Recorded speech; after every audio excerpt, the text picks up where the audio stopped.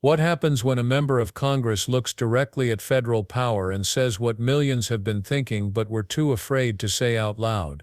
What happens when ordinary citizens discover a constitutional right that turns them into the one thing a paramilitary force can't control: witnesses? That moment unfolded when Representative Ted Lieu confronted the growing tension around ICE operations, and what he exposed wasn't just a legal reality but a cultural shift sweeping across America. This wasn't quiet, and it wasn't subtle. It was a turning point where the people watching became the people holding power accountable. I now recognize the House Democratic Caucus Vice Chair and a member of the Judiciary Committee, Representative Ted Lieu from California. Thank you, Congressmembers Jayapal and Omar, for putting together this important hearing. I have some questions for Mr. Mayel. The First Amendment to the United States Constitution gives the American people the right to peacefully observe ICE operations, correct? Thank you for your question. Yes, that's right. The First Amendment to the United States Constitution gives the American people the right to photograph and film ICE operations, correct? That's correct. The First Amendment to the United States Constitution gives the American people the right to peacefully live stream ICE operations, correct? That's correct. Okay. I want to thank the people of Minnesota, the American people, for exercising their constitutional rights. The Trump administration has sent a paramilitary force that is poorly trained, who cowardly wear masks, to states across America, including in Minnesota, to try to harass, intimidate, scare the people. And they want you to bend the knee and to yield. And the people of Minnesota said, hell no, we are not doing that. Every time ICE and Border Patrol engage in what appear to be abusive operations, more Minnesotans show up.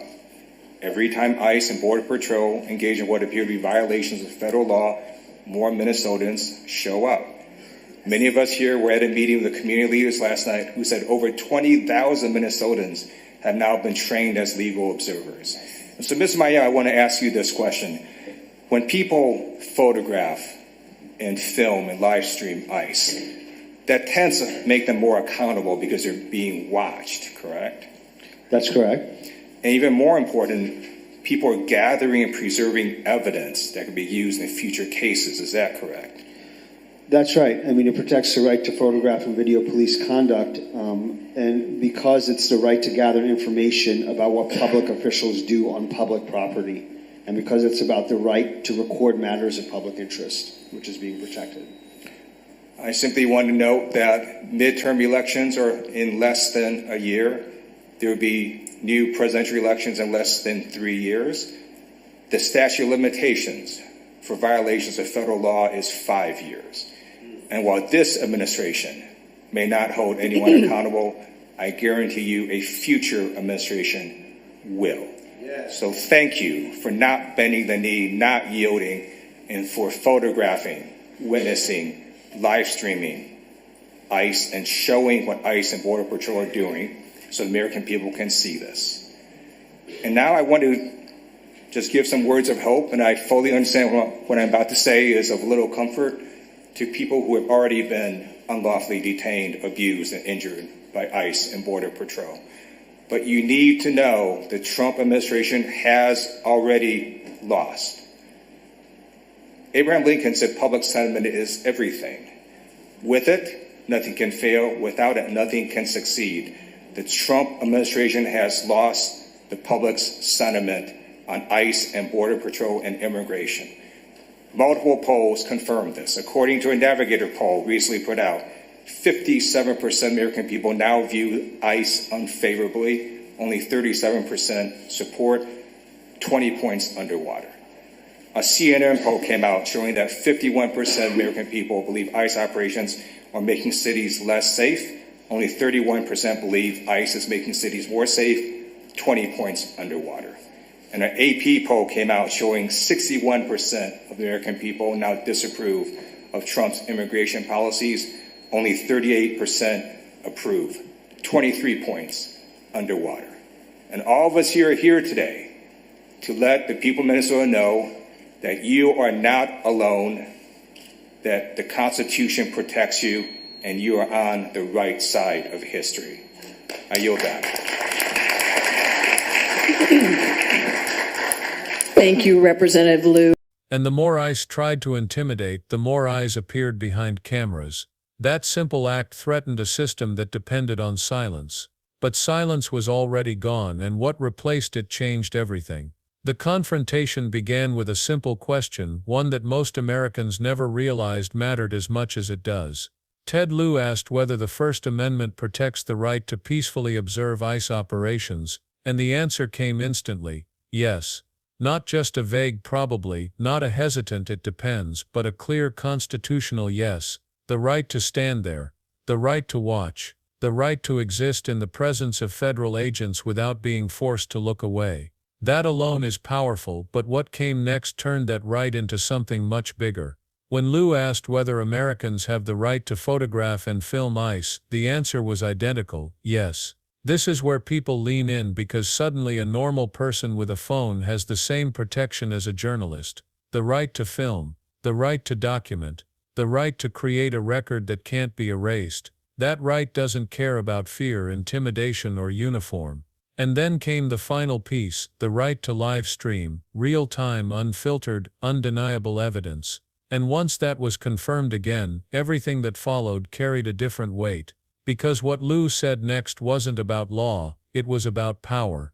He accused the administration of sending masked, poorly trained forces into multiple states including Minnesota. Forces that hid behind gear, behind anonymity, behind intimidation tactics that were meant to silence communities. Yet the very people they hoped would retreat instead stepped forward. Minnesotans didn't bend the knee. They didn't look away. They didn't freeze. They raised their cameras. They filmed. They live-streamed. And every time ICE tried to dominate a neighborhood, more people appeared to watch. That wasn't just courage. It was strategy. The presence of a camera turns an enforcement operation into a public event. It forces accountability in a way no internal memo ever will. And Lieu knew that was the one thing that changes outcomes, not just for that moment but for years afterward. The more ICE showed up, the more observers emerged. What began as scattered community presence evolved into something organized, intentional, and powerful. Thousands of residents who refused to be intimidated transformed into legal observers documenting questionable operations. And Lieu highlighted something surprising: more Motans trained through local networks kept appearing at every incident. Instead of people hiding from federal agents, they were showing up with knowledge of their rights, knowledge of what they were witnessing, knowledge of how to document interactions without crossing legal lines. And nothing ICE did could stop it. In fact, the harder ICE pushed, the bigger these crowds became. This wasn't defiance for the sake of defiance, this was self-protection rooted in constitutional power. Then came the moment that stunned everyone listening. Community leaders had confirmed that more than 20,000 people had now been trained as legal observers. 20,000. That number doesn't represent a community reacting out of fear, that represents a community preparing for accountability. It means thousands of people equipped with the skill to identify potential violations, to document them correctly, and to preserve evidence that might matter for years. And as Lieu emphasized, accountability is not about today, it's about what survives tomorrow. Because even when nothing changes in the moment, the footage does not disappear. The documentation does not disappear. The witnesses do not disappear. And when you combine that with a political timeline, the implications expand far beyond Minnesota. Lieu leaned into that timeline with surgical precision. He reminded everyone of a critical detail, one that many viewers may not even realize exists. The statute of limitations for violations of federal law is 5 years. 5 years. Meaning even if the current administration chooses not to act, that decision has an expiration date. A future administration could revisit every operation, every documented incident, every alleged abuse. Every live stream could become evidence. Every recorded interaction could become part of a legal review. On days, even rumors circulating on social platforms, when framed responsibly, suggest growing public speculation that future leaders may re-examine past ICE behavior, especially operations that communities described as chaotic or improperly executed. And whether those speculations prove correct or not, the fact remains: the footage exists. And footage has a way of resurfacing when political climates shift, but even that wasn't the most devastating blow to ICE's national image.